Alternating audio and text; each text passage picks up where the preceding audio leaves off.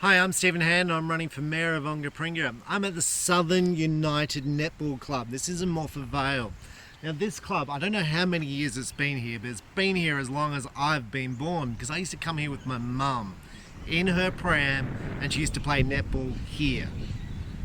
And what amazed me, she used to come here, I used to be in my pram, and I was a kid, and mum was playing mother's netball and A-grade netball, and she was apparently very good at netball. But this club is pretty much unchanged in 50 years. So 20 years later, when I'm almost 20, my girlfriend plays netball and she plays here. So I used to come and watch her play netball. Then when I'm 50, new girlfriend, she plays netball. She comes down here, I'm like, this place has not changed. There are thousands and thousands of women, girls, ladies, coming here, young kids playing netball, and it hasn't changed. They play in the cold, they play in the rain, they play in the wet. And I'm going, why has there been no funding given to netball? There are thousands. This car park that I'm standing in is full every Saturday, Sunday. I'm guaranteed it'll be full tonight. And it's like, is this as good as we can do? As a council, is this as good as we can do for a state? Now this then raised questions for me. It's like, well, this is a pretty big sport, netball. It's a big sport. And it's like, well, where does netball exist in the Onkaparinga Council? Onkaparinga Council, 170,000 people. Where does it exist? Where do people play? How do they come together? And how does it all work? What's the business plan? So I went on the website and I was like, well, how many people play in this club? And it didn't say. What I'm looking for from a council perspective is a business plan for sport. I want netball to have a business plan about how we're going to improve and where we're going to get to.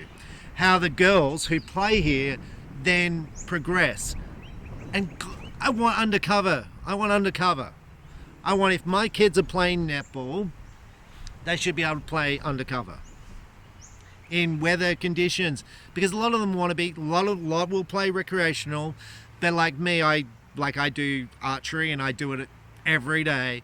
A lot will want to be good and they want to train, and just like playing in the wet, like you're going to hurt yourself, and I just don't think it's good enough. I looked at the state funding for sport in this state. I'm going to get some numbers wrong, but I'm going to go through this stuff better.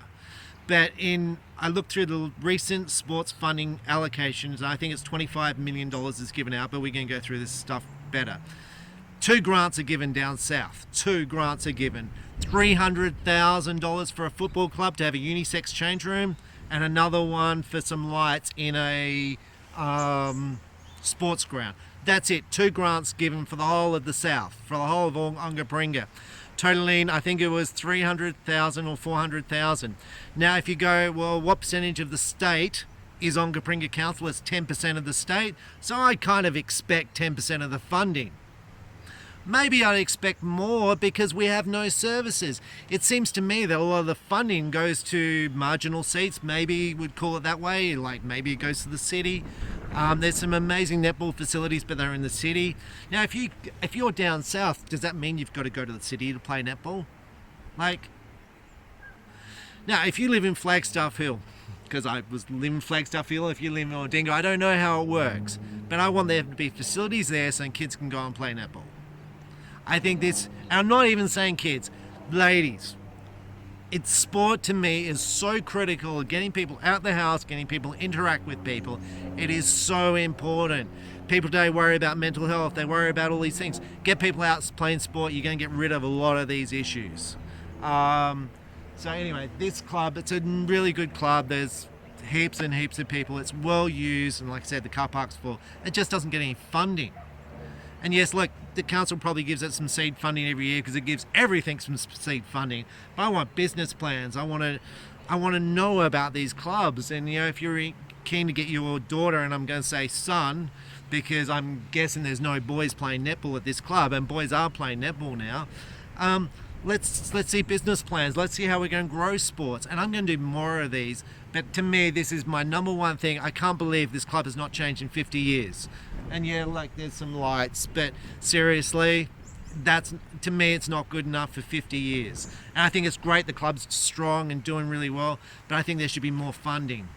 It's like, it's just not acceptable with all the funding given out in this state all the time. South Australian government just gave $10 million for music come to the state. Let's talk V8 supercars.